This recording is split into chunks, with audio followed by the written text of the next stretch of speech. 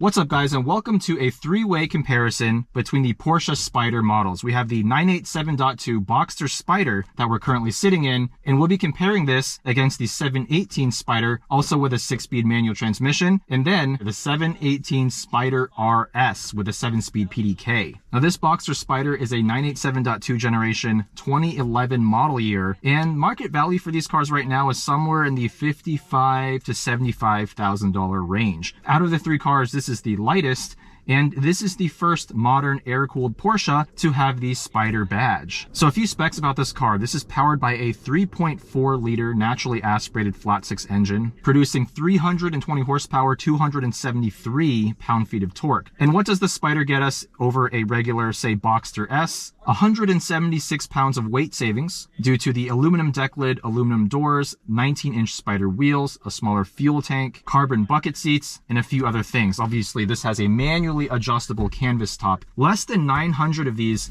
made it to the US. Now, UA, the owner of this one, has put 3 mods on it. AP Racing brakes, front and rear, Soul headers, and we have numeric shifter and shift cables. This car should weigh a little over 2,900 pounds, so it is quite a bit lighter, maybe 200 pounds lighter than the other two we're about to drive. So let's start with this over 10-year-old Spyder and then hop into the newest generations and see if the 718 Spyder and Spyder RS are really that much better to drive.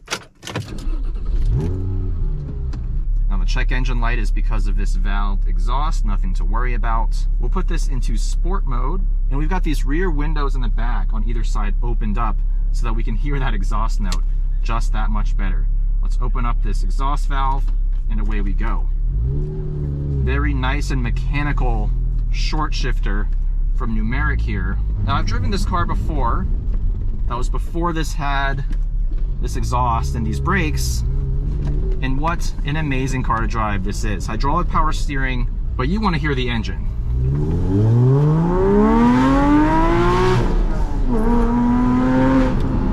Wow. That is loud. Oh my God. Might this just be louder than the Spyder RS? Just a pure flat six howl. Redline appears to be around 7,400 RPM or so. So not a super high redline, certainly not as high as the 718 generation Spyder and Spyder RS, but the sound quality is no less intoxicating here. Really good brake pedal feel with these AP Racing brakes.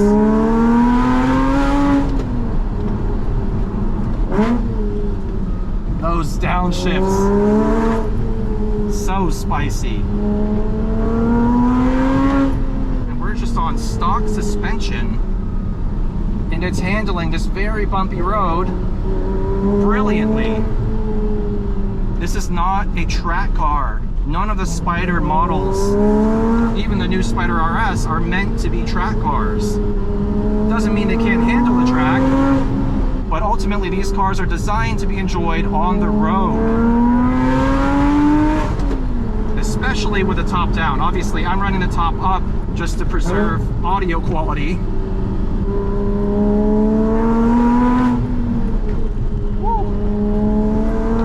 Excellent steering feel from this hydraulic rack, but I do think that this OEM steering wheel a little bit too large diameter. I wish it was a little bit smaller diameter and a little bit thinner rimmed. I think that would really enhance the steering feel even further. Right now it feels a bit light.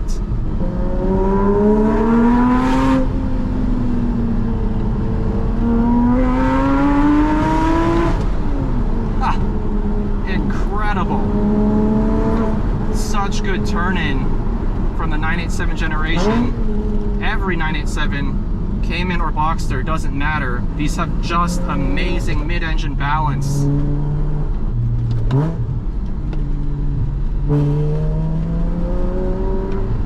The turn-in is so sharp. The mid-corner balance is phenomenal. The car feels light, 2,900 pounds. Almost 200 pounds lighter than a standard Boxster S from this generation. That's a significant weight savings. we'll find out with the new 718 generation, the weight savings isn't as dramatic.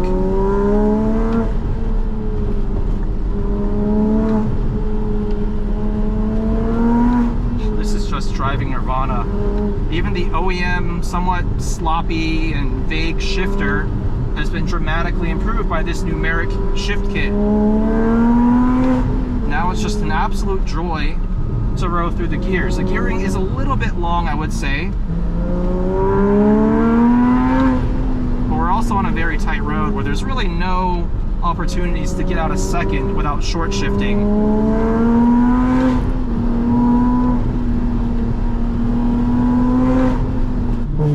This exhaust, I can't get over it.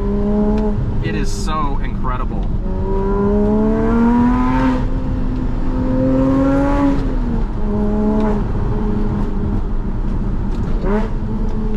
Very easy to heel toe. Excellent pedal placement.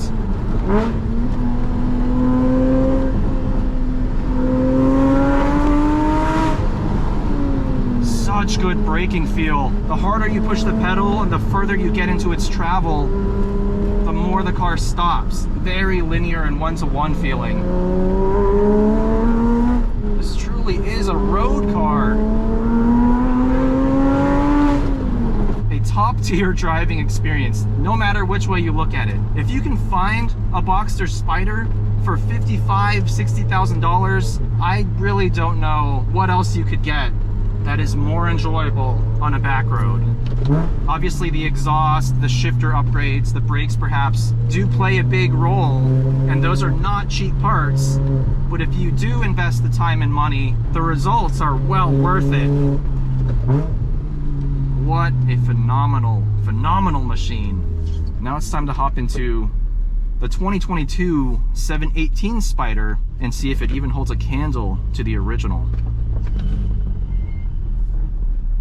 All right, we're now in the 2022 Porsche 718 Spyder with a 6-speed manual. This car weighs quite a bit more than the 987. This should be around 3,100 to 3,200 pounds, probably closer to 3,100 because the owner Lynn spec'd this out with the manual transmission, obviously, which weighs less than the PDK, and these Porsche bucket seats. We have electric power steering. The Spyder comes with a limited slip differential as standard, just like the GT4. Very long gearing for the 6-speed manual, something I've complained about probably a dozen times. I think the original MSRP of a base Spyder was around $100,000. But since they don't sell these brand new anymore, you're looking at a market value for a decently spec'd Spyder of around $120,000 to $130,000. So more or less twice the price of that 987 Boxster Spyder. So let's drive this and see how it compares. The only mod on this is some sole over axle pipes.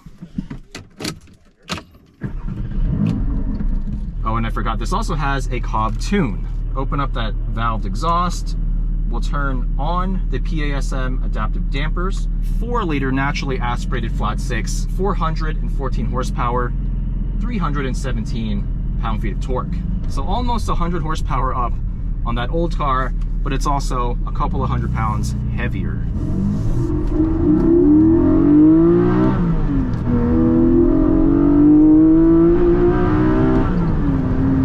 Wow, long gearing, but wow does this engine pull at the top of the rev range. 8,000 RPM redline.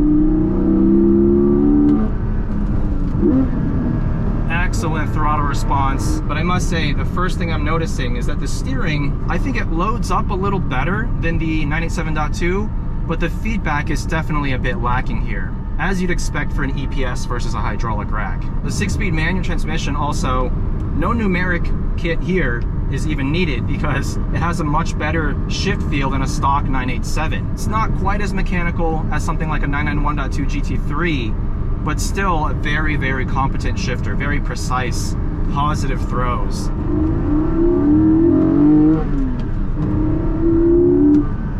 The brake feel of this car, even better than that of the 987.2 with AP Racing brakes.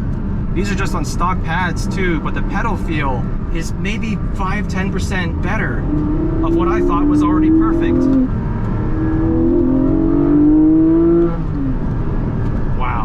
Suspension, that might might actually be the biggest difference between these two cars.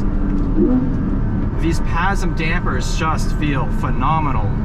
Even in the firmer setting, they just soak up all the bumps. They give you full confidence to attack corners. This corner is quite a bit flatter than the 987, while also soaking up the bumps better. One of my favorite parts of the 718 generation, Porsche in general, even the lower models of the Cayman and Boxster have just phenomenal suspension tuning. Alright, we've now got the PASM dampers in the softer setting. Let's see if this adds even more confidence over the bumps. I might actually prefer it with the PASM in the stiffer setting.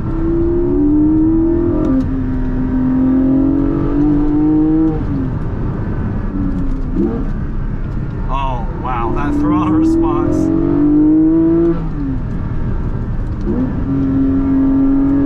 I know the 718 Spyder RS should have even better throttle response with its GT3 engine, but this is already so good.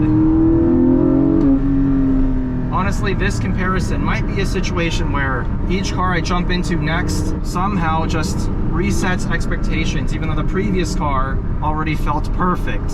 And then when you just want to chill, turn the auto blip back on, close the exhaust valve, soften up the dampers. This car is much more livable than the 987. We have a much higher quality interior, modern tech, less NVH, and the controls are a bit easier to use. This car really is such a great road car. Again, exactly what the Spyder is intended for. But how about that Spyder RS? Is it now too compromised because of how hardcore it is? Is it still a good road car? Let's find out.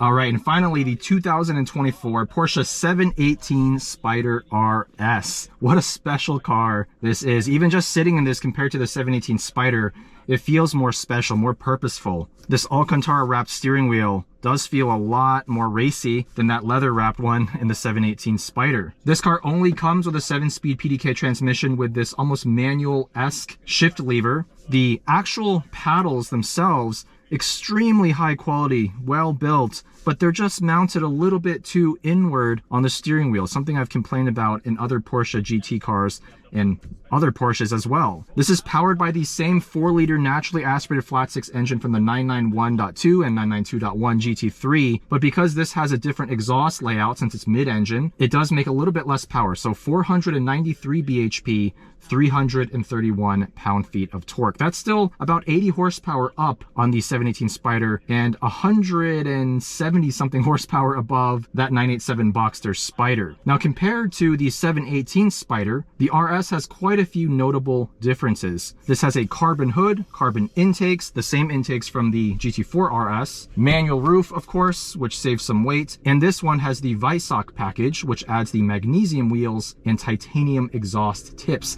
MSRP of the RS starts at $168,000. Most of the decently spec'd ones out there have an MSRP of closer to $190,000 to $200,000. Now, market value is a completely different story, and I'm not even going to go there, but I'd be surprised if you can pick one of these up for less than $230,000 to $240,000. Now, compared to the GT4 RS, this has retuned springs. The fronts are 55% softer, the rears are 43% softer, and this has retuned sway bars and adaptive dampers. This EPS steering rack has been retuned as well to feel a little bit less darty. I do remember when I drove that GT4 RS, extremely sensitive front end. This also has a less aggressive front splitter, a ducktail spoiler instead of a swan neck wing. That ducktail, though, is bigger than the one on the 718 Spyder. No underbody guiding vanes on this car.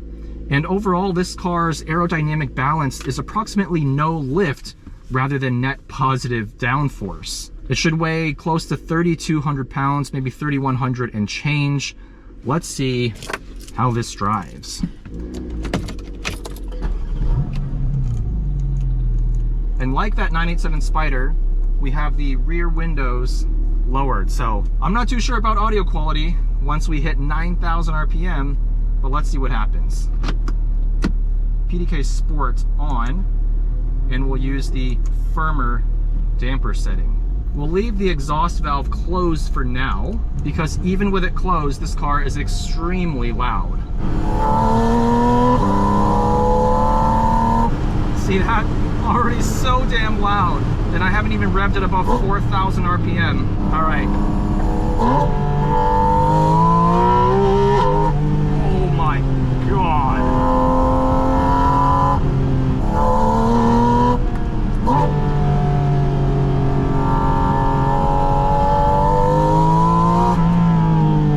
That induction note.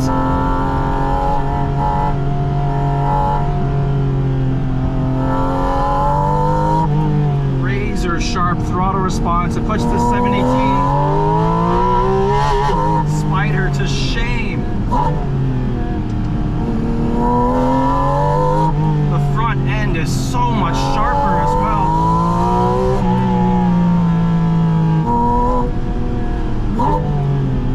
Wow, this is next level precision. It makes that 718 Spyder feel like a soft GT car. The steering is even more precise. Not necessarily a ton more feedback, but the precision, there's no slop at all. Wow.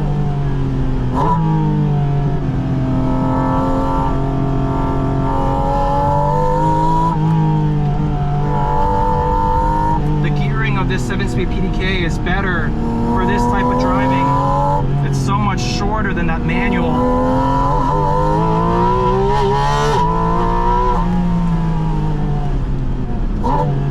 And again, this is with the exhaust valve closed. Let's open it up.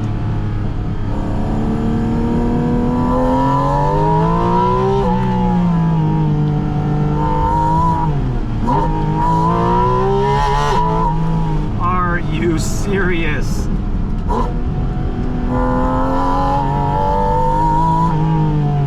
The brakes even more immediate. I feel like the brake pedal is a little bit firmer than the regular Spyders.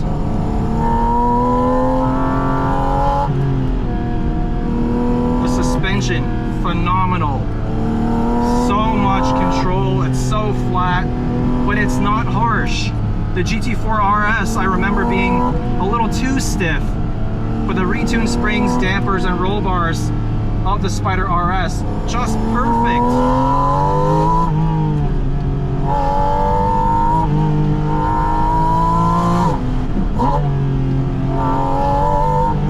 What a car.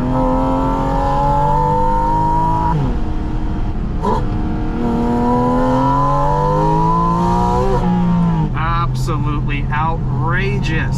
It is so precise in every single way. The throttle response, razor sharp. Every extra millimeter of travel or 1% of pressure you put on that throttle pedal, that's what you get from the engine. And the way this engine builds to its 9,000 redline, it's unreal. To this day, I still think this is probably the best engine I have ever experienced. Not the most powerful, obviously, but just the character, the precision, the response, the sound, those carbon intakes right behind my head.